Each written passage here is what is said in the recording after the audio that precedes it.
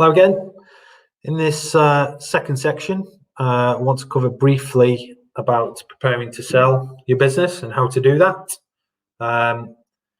So it's not an exhaustive list. Preparing to sell your business, it's not something that you can really cover in 5 to 10 minutes, but we want to focus on some key things that you should be thinking about. So you're thinking of selling your business, you've built it up to a point. Hopefully you've had this plan from the very start. Very key to talk about that, really. Having an exit strategy in mind from day one is really important. So we'd encourage that as a point to start off with. But we're assuming you've got to that level where your business is of a point where you can come to sell it. What are your options? So there are three main ways to sell your business. There's a trade sale, so selling your business to either another business or private equity. There's a management buy-in or buy-out, so often overlooked by businesses, but assuming you've groomed your business up to a point where you've got a very good management team in place, often that management team will want to take on the business. They'll want to buy your shares off you, and there's a fundraising exercise there that can be done to allow you to exit. So that's strategy 2. Third strategy, it's more popular these days. It's a fairly new scheme that's come into place, but it's exiting your business via an employee ownership trust. Similar to a management buy-in and buy-out in principle. I'm sure the tax guys and the tax slides will go into this in a bit more detail, but it's fundamentally selling your business to a trust for the benefit of all your employees in the business. So rather than a management buy-in or buy-out where it's maybe a small group of people that want to take the business forward and own it, an employee ownership trust is essentially all your employees will become effectively owners of the business through a trust. So how to maximize value? That's sort of a key sort of point really that most clients come to us with. So I think the first point is to understand, develop and protect your value drivers. So removing any non-business assets, example, investment properties, cars, just getting those out as part of the sales process first is quite key. Protect your IP, so intellectual property. So if you've got a unique product that is driving your growth, your business model, make sure you protect it. Really, really important. That somebody else can't just come along and copy what you've done, copy your business model. Someone with deep pockets can come along and think that's a great idea, I'm going to do that, rather than buy your business. So protecting that IP is really important. Third point, really, really important actually, tie in your key management. So hopefully you've got to the point where you've groomed your business in the right way. You've got a management team do the majority of your tasks as a business owner.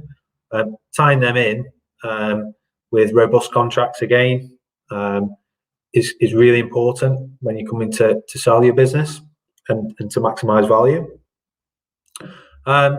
Ensure your customers are under contract, if applicable. Not applicable to all businesses, but really key if it is that your customers are under contract, robust contracts again. Speak to legal advisors about ensuring your contracts are robust, and the longer the term of those contracts, the better. But again, it's got to be applicable to your business. Number 2, making your business less reliant on you as a business owner. So again, sort of ties into point 3, tying in your key management, but passing on that customer-client relationships. That can be hard for business owners, but it's really key when you come for exiting your business that a buyer will want to see that you're not driving the business yourself. If you walk away, then suddenly the customer relationship, the client relationships go with you.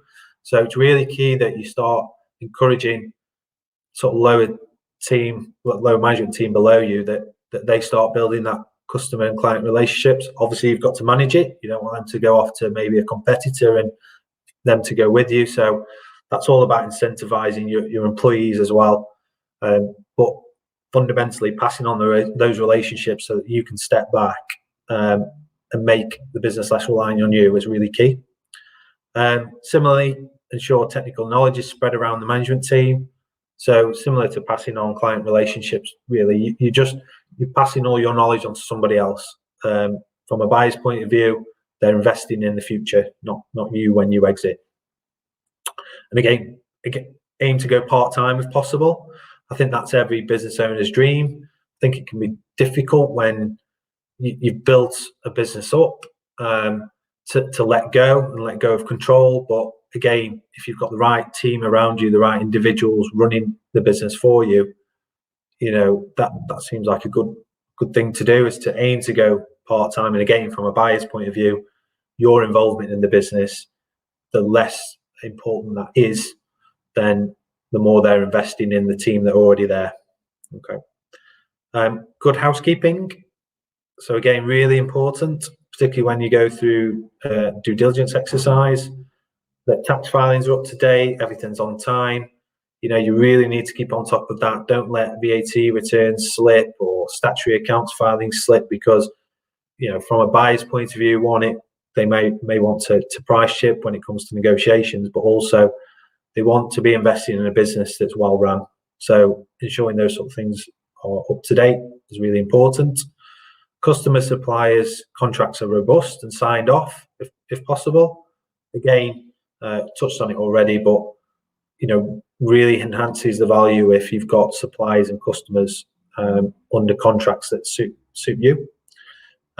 Employee policies are up to date. Again, gives a perceived value that HR is up to date. Really important for a new buyer coming on board. Those sort of policies are up to date.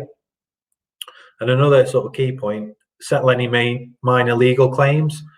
We don't want to make a buyer nervous if we've got a claim, somebody's, there's an accident at work, or a customer's trying to sue you for something. Get those claims settled so that there are no gremlins there when a buyer comes in, because again, they'll either view it as a risk to them as an investment from a buyer's point of view, or they'll simply use it as an excuse to price chip. So settle any claims, really important. And fourth point, good information. So monthly management accounts, really encourage that you do that. Again, it's the perception that you're monitoring information monthly. And also when it comes to due diligence, a buyer, if you've got monthly management accounts, it's a lot easier for a buyer to analyze the figures and really get comfortable with what they're investing in, and which will enhance the valuation, the price that they're going to pay. So an example maybe by splitting your sales and profit by product and customer, having that in place. So really being involved in the financials, maybe not doing the day-to-day, but having an understanding of what drives it. A lot of business owners, they know what the profit is in their head, but from a buyer's point of view, they want to see that and analyze it. So having that split, making sure you've got the right accounting software in place, the right team running the financial side is really important. And putting it simply, selling your business is like selling your home. So, put yourselves in the buyer's shoes and be self-critical. That can be quite hard for business owners, but it's quite key. And again, if you're selling your home, you'll make sure it's tidy. You'll make sure the dishes are done. Everything's in place to really maximize that value. So that's what we're trying to do here. There's no different in selling your business. So on to the next slide, preparing your business for sale. So we boiled this down to sort of 5 key points really. Again, emphasis is on maximizing value. First point, start early. So start that process early. Hopefully you've had a strategic plan all along where you want to sell your business. That's really key. I would say that's the first thing to sort of focus on. Emphasize the positives and de-risk the negatives. So really look at your business and think, try and be self-critical, as I've touched on the last slide, and start that process early. The sooner you start it, the better, really. Number 2, find a strategic buyer. So this will often be your customers and suppliers. that's a good place to start. You can also engage with advisors like ourselves. We use a database that, and we have a network of acquisitive companies and investors looking to buy other businesses. So again, the point being that you want a strategic buyer to maximize value. You want that buyer that really wants your business. So there are a couple of options that you can take from that point of view. Number 3, control the process. So really what we're trying to achieve here, we want to try and create an auction style process whereby we've got multiple buyers involved who want to buy your business, and that will maximize value. And really engaging with advisors avoids you being dictated to by the buyer. It's our job to take the stress away and do the negotiation on your behalf. So creating that auction style, hopefully we get to the point where one buyer really wants it, and ultimately they will have to outbid each other to get to that point. Number 4, prepare for detailed due diligence. So as touched on, this can be really, really rigorous for business owners, and it's essential. Every buyer will want to do due diligence of some sort. Some can be limited, some can be full scope. And fundamentally, they're doing it because they have to be happy with what they're buying. They won't just take your word for it. So again, it can be time consuming, this exercise. So it's really, really key that your financials and your operational systems are robust, and that actually you're well prepared for this process. You want to be effectively, you just want to run the business yourself, and having that process in place, everything, all your ducks lined up, so to speak, will just mean the due diligence process is a lot easier. And finally, point 5, prepare yourself emotionally for it. Selling your business is not easy. It typically takes between 6 to 12 months, which is a lot longer than most business owners think initially. The due diligence process, as we've touched on, can be really, really stressful for business owners. So I'd say prepare yourself mentally beforehand, that it is going to be stressful. The more groomed for sale you are, the more prepared you are to sell your business, the easier it's going to be. So again, it's all boiling back to having a clear plan, having a clear strategy. The more groomed you are, the easier it's going to be. And the best way to take that emotion out, and to reduce the stress, is to engage with advisors to do it. We'll act in your best interests, but take the stress of the negotiation, the process away, so that you can concentrate on just running your business. From a buyer's point of view, that's what they want as well. The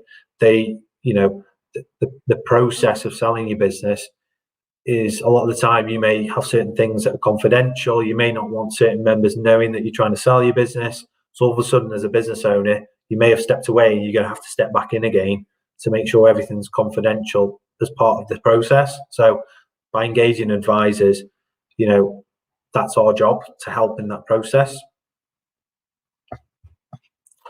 So that's the end of section 2. Hopefully I've been of some help. I suppose really the last point is, feel free to get in touch with any queries that you have, and thank you for your time.